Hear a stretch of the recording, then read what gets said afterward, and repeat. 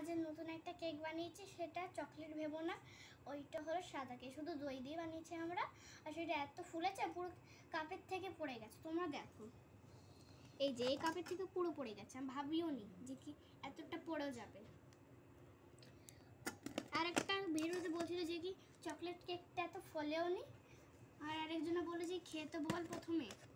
Please তোমার এমন comment করো না, একটু ভালো ভালো কমেন্ট করো। এবার কেকটা অনেকটা ফুলকো হয়েছে, এত ফুলকো হয়েছে যে পড়েই গেল। বাবা, তো এখন হলো কাটিং এর টাইম, আগে কাটতে দেখি। চলো গাইস, আমি এটা উঠিয়ে তো নিয়েছি, খুলবো কি করে, মা একটু হেল্প করে দিক।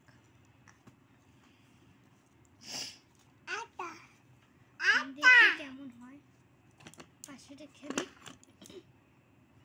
Wow, so beautiful. একটু কাটো সাইড থেকে,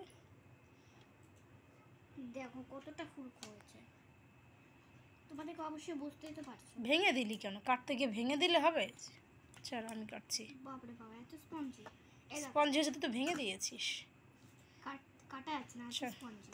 সরে যা, সরে যা, তুই চটকে একদম দপরপা করে দিলি। খেয়ে দেখি। দাঁড়াও, হ্যাঁ দেখো,